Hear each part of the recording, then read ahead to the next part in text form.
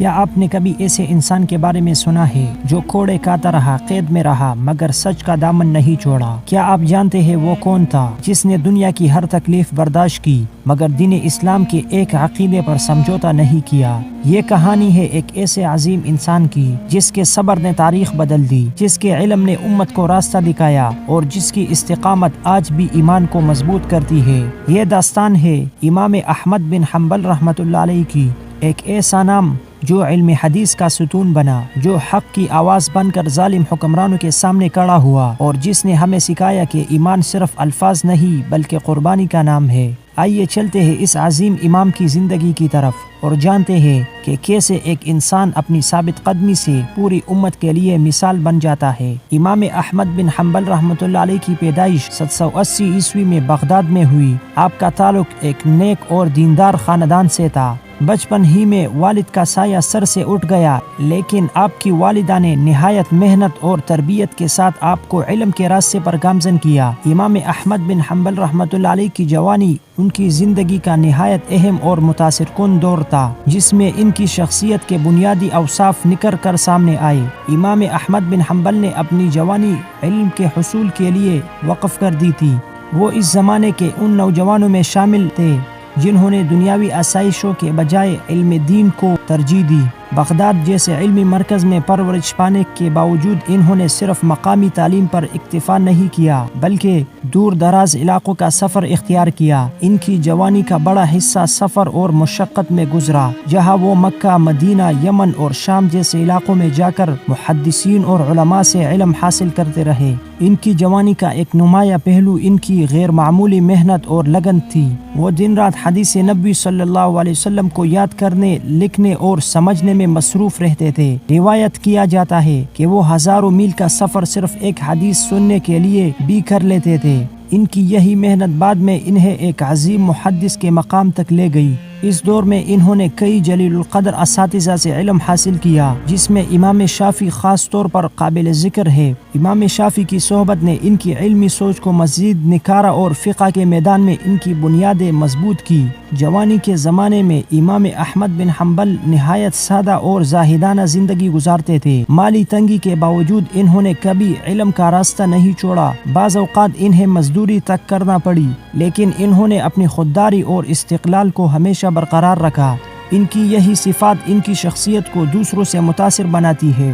امام احمد بن حنبل کی جوانی علم، محنت، صبر اور قربانی کا حسین امتزاج تھا۔ یہی وہ دور تھا جس نے انہیں ایک عظیم عالم اور رہنما بنانے میں بنیادی کردار ادا کیا اور آنے والی نسلوں کے لیے ایک بہترین مثال قائم کی۔ امام احمد بن حنبل کی دینی خدمات اسلامی تاریخ کا ایک نہایت روشن باب ہے۔ انہوں نے اپنی پوری زندگی دین اسلام کی حفاظت، اشاعت اور خدمت میں وقف کر دی اور ان کی علمی کاوشیں آج بھی امت مسلمہ کے لیے رہنمائی کا ذریعہ ہے۔ امام احمد بن حنبل کی سب سے بڑی خدمت علم حدیث کے میدان میں ہے۔ انہوں نے لاکھوں احادیث کو جمع کیا، یاد کیا اور ان کی چھان بین کی۔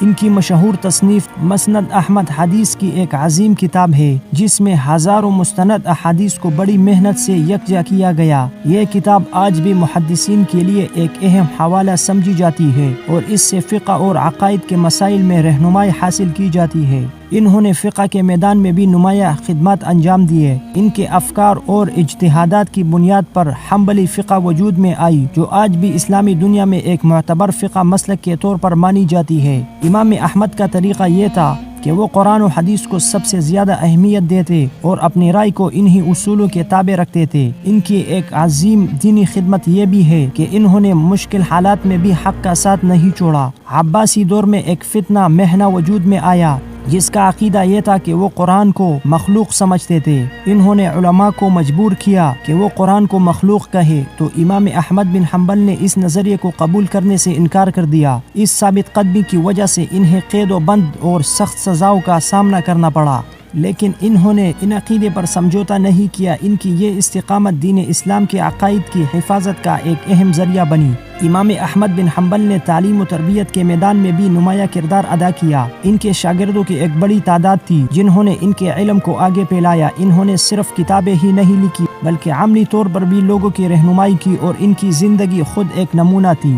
امام احمد بن حنبل کی دینی خدمات علم حدیث کی تدوین، فقہ کی بنیاد، عقائد کی حفاظت اور تعلیم و تربیت کے فروغ پر مشتمل ہے۔ ان کی یہ خدمات رہتی دنیا تک مسلمانوں کے لیے مشغل راہ رہیں گے۔ امام احمد بن حنبل کے اساتذہ میں سب سے نمایاں نام امام شافعی کا ہے۔ امام شافعی نہ صرف ان کے استاذ تھے بلکہ ان کی علمی شخصیت پر گہرا اثر بھی رکھتے تھے۔ انہوں نے امام احمد کو فقہ اور اصول فقہ کے دقیق مسائل سکھائی اور ان کے اندر اجتہاد کی صلاحیت کو پروان چڑھایا۔ اس کے علاوہ امام احمد نے کئی عظیم محدثین سے بھی علم حاصل کیا، جن میں امام وکیع بن جراح رحمۃ اللہ علیہ، یحییٰ بن معین اور عبد الرحمن بن مہدی شامل ہیں۔ یہ سب اپنے وقت کے ممتاز علماء میں شمار ہوتے ہیں اور علم حدیث میں ان کا مقام بہت بلند تھا۔ امام احمد نے سفیان اور امام مالک رحمۃ اللہ علیہ جیسے اکابرین سے بھی روایت اور علمی استفادہ کیا۔ اگرچہ امام مالک سے براہ راست ملاقات کے بارے میں اختلاف پایا جاتا ہے، لیکن ان کے علمی اثرات ضرور امام احمد تک پہنچے۔ ان کے اساتذہ کی ایک خاص بات یہ تھی کہ وہ سب اپنے میدان میں مستند اور معتبر تھے۔ امام احمد نے ان سے نہ صرف علم سیکھا بلکہ ان کی دیانت، تقوی اور اخلاص کو بھی اپنایا۔ زندگی کے آخری ایام میں امام احمد بن حنبل کافی کمزور ہو چکے تھے۔ طویل عمر، مسلسل عبادت، علم کی مشقت اور ماضی کی سخت آزمائشوں، خاص طور پر مہنہ کے دوران دی گئی سزاؤں نے ان کے جسم کو کمزور کر دیا تھا، لیکن ان کے حوصلے اور ایمان میں کوئی کمی نہیں آئی تھی۔ وہ آخری وقت تک ذکر الہی، عبادت اور علم کی خدمت میں مصروف رہے۔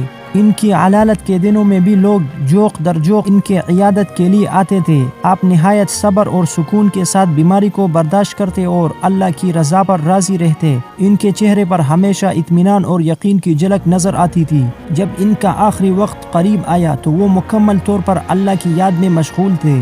روایت ہے کہ وہ کلمہ طیبہ اور ذکر میں مصروف رہے اور اسی حالت میں انہوں نے اس دنیا سے رخصت لی۔ ان کا انتقال 855 عیسوی میں بغداد میں ہوا۔ ان کی وفات کے بعد ان کا جنازہ ایک تاریخی واقعہ بن گیا۔ لاکھوں افراد ان کی نماز جنازہ میں شریک ہوئے۔ یہ اس بات کا واضح ثبوت تھا کہ وہ نہ صرف ایک عظیم عالم تھے بلکہ عوام کے دلوں میں بھی بے پناہ محبت رکھتے تھے۔ ایک روایت کے مطابق وہ اپنے بیٹے کو نصیحت کرتے رہے کہ دین پر ثابت قدم رہنا، بدعات سے بچنا اور سنت رسول کو مضبوطی سے پکڑے رکھنا ہی کامیابی کا راستہ ہے۔ انہوں نے دنیا کی محبت سے دور رہنے اور آخرت کی تیاری پر زور دیا۔ ان کے آخری پیغام کا ایک اہم پہلو صبر اور استقامت تھا، چونکہ انہوں نے اپنی زندگی میں سخت آزمائشوں کا سامنا کیا، اس لیے ان کی نصیحت یہی تھی کہ حق پر قائم رہو، چاہے مشکلات کتنی ہی کیوں نہ ہو۔